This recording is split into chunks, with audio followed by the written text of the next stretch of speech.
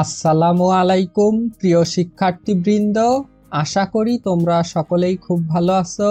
আলহামদুলিল্লাহ, আমিও অনেক ভালো আছি।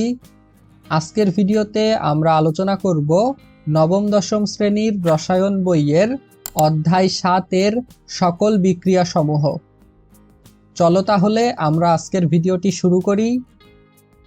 1 নম্বর হচ্ছে সংযোজন বিক্রিয়া। সংযোজন বিক্রিয়া কাকে বলে? দেখো, এখানে যে সকল বিক্রিয়ায় 2 বা ততোধিক রাসায়নিক পদার্থ যুক্ত হয়ে উৎপাদ উৎপন্ন করে তাকে সংযোজন বিক্রিয়া বলে। উদাহরণ হচ্ছে 2FeCl2 প্লাস Cl2 উৎপন্ন হবে FeCl3। এরপর আছে সংশ্লেষণ বিক্রিয়া। সংশ্লেষণ বিক্রিয়া কাকে বলে? দেখো, এখানে যে সকল বিক্রিয়ায় 2 বা ততোধিক মৌলিক পদার্থ যুক্ত হয়ে উৎপাদ উৎপন্ন করে তাকে সংশ্লেষণ বিক্রিয়া বলে। সংশ্লেষণ বিক্রিয়া এবং সংযোজন বিক্রিয়ার মধ্যে পার্থক্য হচ্ছে সংশ্লেষণ বিক্রিয়ায় কেবলমাত্র মৌলিক পদার্থ যুক্ত হয়ে উৎপাদ উৎপন্ন করবে, আর সংযোজন বিক্রিয়ার ক্ষেত্রে মৌলিক অথবা যৌগিক উভয় পদার্থই যুক্ত হয়ে উৎপাদ উৎপন্ন করবে। সংশ্লেষণ বিক্রিয়ার উদাহরণ হচ্ছে N2 প্লাস 3H2 উৎপন্ন হবে 2NH3। এরপর রয়েছে বিয়োজন বিক্রিয়া। বিয়োজন বিক্রিয়া কাকে বলে? যে সকল বিক্রিয়ায় একটি যৌগ ভেঙে উৎপাদ উৎপন্ন করে তাকে বিয়োজন বিক্রিয়া বলে। উদাহরণ হচ্ছে PCl5। PCl5 ভেঙে উৎপন্ন হয়েছে PCl3 প্লাস Cl2, এজন্য এই বিক্রিয়াটি হচ্ছে বিয়োজন বিক্রিয়া। এরপর আছে প্রতিস্থাপন বিক্রিয়া। প্রতিস্থাপন বিক্রিয়া কাকে বলে? যে সকল বিক্রিয়ায় কোনো অধিক সক্রিয় মৌল কম সক্রিয় মৌলকে সরিয়ে নিজে তার জায়গা দখল করে এবং উৎপাদ উৎপন্ন করে তাকে প্রতিস্থাপন বিক্রিয়া বলে। দেখো, এখানে একটি উদাহরণ দেওয়া হচ্ছে Zn প্লাস H2SO4 উৎপন্ন হয়েছে ZnSO4 প্লাস H2। এখানে Zn H2কে অপসারণ করেছে এবং নিজে তার জায়গায় যুক্ত হয়ে ZnSO4 গঠন করেছে, এজন্য এই বিক্রিয়াটি হচ্ছে প্রতিস্থাপন বিক্রিয়া। এরপর রয়েছে দহন বিক্রিয়া। দহন বিক্রিয়া কাকে বলে? যে সকল বিক্রিয়ায় কোনো মৌল বা যৌগকে বাতাসের অক্সিজেনের উপস্থিতিতে পুড়িয়ে অক্সাইড উৎপন্ন করা হয় তাকে দহন বিক্রিয়া বলে। উদাহরণ হচ্ছে 2Mg প্লাস O2 উৎপন্ন হবে 2MgO। এই বিক্রিয়াটি হচ্ছে একটি দহন বিক্রিয়া। সাধারণত যে সকল বিক্রিয়ায় অক্সিজেন উপস্থিত থাকে ওই সকল বিক্রিয়ায় দহন বিক্রিয়া হয়। এরপর রয়েছে প্রশমন বিক্রিয়া। প্রশমন বিক্রিয়া কাকে বলে? যে সকল বিক্রিয়ায় অ্যাসিড ও ক্ষার বিক্রিয়া করে প্রশমিত হয়ে লবণ ও পানি উৎপন্ন করে তাকে প্রশমন বিক্রিয়া বলে। এখানে খেয়াল করো, এই প্রশ্নটি বারবারই এমসিকিউতে আসে। অ্যাসিড ও ক্ষার বিক্রিয়া করে কি উৎপন্ন হয়? উত্তর হবে অ্যাসিড ও ক্ষার বিক্রিয়া করে লবণ ও পানি উৎপন্ন হয়। প্রশমন বিক্রিয়ার উদাহরণ হচ্ছে HCl প্লাস NaOH। এখানে HCl হচ্ছে হাইড্রোক্লোরিক অ্যাসিড এবং NaOH হচ্ছে সোডিয়াম হাইড্রোক্সাইড। HCl এবং NaOH পরস্পরের সাথে বিক্রিয়া করে প্রশমিত হয়ে NaCl খাবার লবণ এবং পানি উৎপন্ন করে। এরপর রয়েছে 7 নম্বর অধঃক্ষেপণ বিক্রিয়া। অধঃক্ষেপণ বিক্রিয়া কাকে বলে? যে সকল বিক্রিয়ায় দ্রবণীয় বিক্রিয়ক বিক্রিয়া করে অদ্রবণীয় কঠিন উৎপাদ উৎপন্ন করে তাকে অধঃক্ষেপণ বিক্রিয়া বলে। অধঃক্ষেপণ বিক্রিয়া প্রায় পরীক্ষায় আসে, কাজেই খুব ভালোভাবে মাথায় রাখবে। যে সকল বিক্রিয়ায় দ্রবণীয় বিক্রিয়ক বিক্রিয়া করে অদ্রবণীয় কঠিন উৎপাদ উৎপন্ন করে তাকে অধঃক্ষেপণ বিক্রিয়া বলে। উদাহরণ হচ্ছে NaCl প্লাস AgNO3 উৎপন্ন হবে AgCl ব্র্যাকেটে S দ্বারা বোঝাচ্ছে সলিড, অর্থাৎ এখানে AgCl কঠিন উৎপাদ উৎপন্ন হয়েছে প্লাস NaNO3। এরপর রয়েছে 8 নম্বর আর্দ্র অথবা পানি বিশ্লেষণ বিক্রিয়া। আর্দ্র অথবা পানি বিশ্লেষণ বিক্রিয়া কাকে বলে? যে সকল বিক্রিয়ায় পানি বিক্রিয়ক হিসেবে বিক্রিয়া করে উৎপাদ উৎপন্ন করে তাকে আর্দ্র অথবা পানি বিশ্লেষণ বিক্রিয়া বলে। যে সকল বিক্রিয়ায় পানি বিক্রিয়ক হিসেবে বিক্রিয়া করে উৎপাদ উৎপন্ন করে তাকে আর্দ্র অথবা পানি বিশ্লেষণ বিক্রিয়া বলে। উদাহরণ হচ্ছে SiCl4 প্লাস H2O উৎপন্ন হবে SiOH প্লাস 4HCl।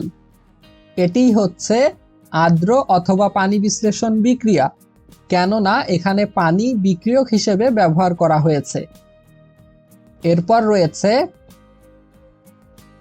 9 নম্বর পানি যোজন বিক্রিয়া। পানি যোজন বিক্রিয়া কাকে বলে? আয়নিক যৌগগুলো কেলাস গঠনের জন্য এক বা একাধিক পানির অণুর সাথে যুক্ত হয়, একে পানি যোজন বিক্রিয়া বলে। উদাহরণ হচ্ছে CuSO4 প্লাস 5H2O উৎপন্ন হবে CuSO4 ডট 5H2O। এটি হচ্ছে পানি যোজন বিক্রিয়া। এরপর আছে সমানুকরণ বিক্রিয়া। সমানুকরণ বিক্রিয়া কাকে বলে? দুটি যৌগের আণবিক সংকেত একই কিন্তু গাঠনিক সংকেত ভিন্ন হলে তাদেরকে সমাণু বলে। সমাণু তৈরির প্রক্রিয়াকে সমানুকরণ বিক্রিয়া বলে। খেয়াল করো, এখানে দুইটি যৌগের আণবিক সংকেত একই কিন্তু তাদের গাঠনিক সংকেত ভিন্ন হলে তাদেরকে পরস্পরের সমাণু বলা হয়। একটি সমাণু থেকে আরেকটি সমাণু তৈরির প্রক্রিয়াকে সমানুকরণ বিক্রিয়া বলে। উদাহরণ হচ্ছে NH4CnO উৎপন্ন হবে NH2CONH2। এখানে খেয়াল রাখবে NH4CnO এটি হচ্ছে অ্যামোনিয়াম সায়ানেট এবং অ্যামোনিয়াম সায়ানেট থেকে যেটি উৎপন্ন হয়েছে NH2CONH2 এটি হচ্ছে ইউরিয়া। অনেক সময় এই দুইটি যৌগের সংকেত MCQতে চলে আসে এবং এটি কোন যৌগ সেটি জিজ্ঞেস করা হয়। NH4CnO এটি হবে অ্যামোনিয়াম সায়ানেট এবং NH2CONH2 এটি হবে ইউরিয়া। সকলেই খুব ভালোভাবে মাথায় রাখবে। এরপর রয়েছে পলিমারকরণ বিক্রিয়া। পলিমারকরণ বিক্রিয়া কাকে বলে? অসংখ্য ক্ষুদ্র অণু মিলিত হয়ে বৃহৎ অণু তৈরির প্রক্রিয়াকে পলিমারকরণ বিক্রিয়া বলে। অসংখ্য ক্ষুদ্র অণু মিলিত হয়ে বৃহৎ অণু তৈরির প্রক্রিয়াকে পলিমারকরণ বিক্রিয়া বলে। উদাহরণ হচ্ছে NCH2 double bond CH2 1200 atmosphere চাপ 200 ডিগ্রি সেলসিয়াস তাপ উৎপন্ন হবে single bond CH2 single bond CH2 single bond into N। এটি হচ্ছে পলিমারকরণ বিক্রিয়ার উদাহরণ। এরপর আছে তাপ উৎপাদী বিক্রিয়া। তাপ উৎপাদী বিক্রিয়া কাকে বলে? যে সকল বিক্রিয়ায় তাপ উৎপন্ন হয় তাকে তাপ উৎপাদী বিক্রিয়া বলে। যে সকল বিক্রিয়ায় তাপ উৎপন্ন হবে সেগুলোকে তাপ উৎপাদী বিক্রিয়া বলে। উদাহরণ হচ্ছে N2 প্লাস 3H2 উভমুখী অ্যারো 2NH3 প্লাস 92 কিলোজুল। এই বিক্রিয়াটি হচ্ছে তাপ উৎপাদী বিক্রিয়া। তাপ উৎপাদী বিক্রিয়ার ক্ষেত্রে তোমাদেরকে আরও একটি জিনিস মাথায় রাখতে হবে, সেটি হচ্ছে ডেল্টা এইচ এর মান ঋণাত্মক হবে। ডেল্টা এইচ এর মান যদি দেওয়া থাকে এবং ডেল্টা এইচ এর মান যদি ঋণাত্মক হয় তাহলেই সেটি হবে তাপ উৎপাদী বিক্রিয়া। অনেক সময় MCQতে আসে তাপ উৎপাদী বিক্রিয়ায় ডেল্টা এইচ এর মান কি হয়? উত্তর হবে ডেল্টা এইচ এর মান ঋণাত্মক হয়। দেখতে পাচ্ছ এখানে delta H is equal -92 kilojoule. Delta H এর মান ঋণাত্মক থাকলেই সেটি হবে তাপ উৎপাদী বিক্রিয়া। আশা করি বুঝতে পেরেছ। এরপর রয়েছে তাপহারী বিক্রিয়া। তাপহারী বিক্রিয়া কাকে বলে? যে সকল বিক্রিয়ায় তাপ শোষিত হয় তাকে তাপহারী বিক্রিয়া বলে। যে সকল বিক্রিয়ায় তাপ শোষণ ঘটবে সেগুলোকে তাপহারী বিক্রিয়া বলে। উদাহরণ হচ্ছে N2 + O2 + 180 kilojoule উভমুখী arrow 2NO। এটি হচ্ছে তাপহারী বিক্রিয়া, অর্থাৎ এই বিক্রিয়ায় তাপ শোষিত হয়েছে। তাপহারী বিক্রিয়ার ক্ষেত্রেও তোমাদেরকে একটি জিনিস মাথায় রাখতে হবে, সেটি হচ্ছে ডেল্টা এইচ এর মান সব সময় ধনাত্মক হবে। দেখতে পাচ্ছ এখানে delta H is equal +180 kilojoule, অর্থাৎ ডেল্টা এইচ এর মান যদি ধনাত্মক হয় তাহলেই তা হবে তাপহারী বিক্রিয়া। অনেক সময় এটিও এমসিকিউতে আসে, তাপহারী বিক্রিয়ার ক্ষেত্রে ডেল্টা এইচ এর মান কি হয়? উত্তর হবে তাপহারী বিক্রিয়ার ক্ষেত্রে ডেল্টা এইচ এর মান ধনাত্মক হয়, অর্থাৎ ডেল্টা এইচ এর মান ধনাত্মক হলেই তা হবে তাপহারী বিক্রিয়া। আশা করি তোমরা সকলেই বুঝতে পেরেছ।